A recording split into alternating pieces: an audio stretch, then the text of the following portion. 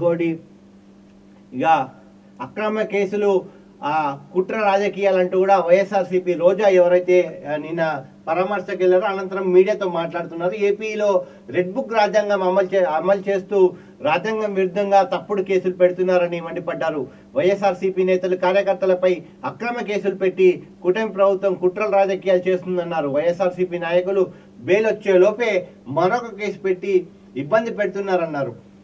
Supreme మార్గదర్శకాలు పక్కన పెట్టి పీటీ వారెంట్లు కేసులు అని ఒకే చోట విచారించాలన్న చెప్తున్నప్పటికీ చెప్పడం లేదన్న అధికారులు కూటమి నేతలు చెప్పినట్లు ప్రవర్తిస్తే ఖచ్చితంగా తగిన మూల్యం చెల్లిక తప్పదని, రాబోయే రోజులు వైఎస్ఆర్సీపీ అధికారంలోకి వస్తుందని, 9 నెలల్లో కూటమి ప్రభుత్వం చేతగాని ప్రభుత్వంగా మారిందని రోజా దయబట్టారు.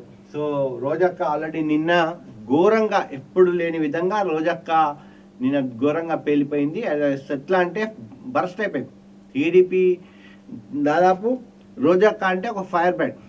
రోజక్క ఈ ఫైర్ బ్రాండ్ కాస్త నిన్న ప్రెస్ మీట్లో మనం చూసాం, ఫైర్ అయినట్టు కూడా చాలా ఘోరంగా మాట్లాడింది. సో అదే వార్తను దీక్షిత పత్రికలో 2వ పేజీలో కవర్ చేస్తుంది. అండ్ సిఎంఆర్ డెలివరీ సమయం పొడిగించండి అంటూ కూడా మన ఏదైతే రాష్ట్ర ముఖ్యమంత్రి నిన్న కేంద్ర మంత్రితో భేటీ అయినప్పుడు దానికి సంబంధించింది చెప్పడం జరిగింది. అయితే సుంకంగా అయితే ఉన్నట్టున్నారో తెలుస్తూ ఉంది.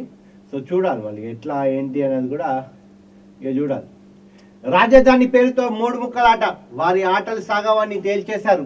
పట్టభద్రుల ఎన్నికల గెలుపు సంబరాలు మంగళవారం ముక్కంటైంది. ఈ టీడీపీ కేంద్ర కార్యాలయంలో అటహాసంగా నిర్వహించారు. ఈ సందర్భంగా చంద్రబాబు నాయుడు మాట్లాడుతూ కొందరు టీడీపీ ఎన్డీఏ నాయకులు వైఎస్ఆర్ నాయకుల కోసం పనిచేస్తున్నారని ఫిర్యాదు చేస్తున్నారు. ఎన్డీఏ నాయకులు పనిచేయాల్సింది ఎన్డీఏ కార్యకర్తలు మాత్రమే గుర్తుంచుకోవాలని హితవు పలికారు. రాజధాని పేరుతో 3 ముక్కల ఆట ఆడి అమరావతిని సర్వనాశనం చేశారంటూ కూడా నిన్న చంద్రబాబు నాయుడు గారు ధ్వజం ఎత్తడం జరిగింది. సో అదే వార్తను ఇవ్వడం కూడా జరిగింది. అయితే ఇంకోటి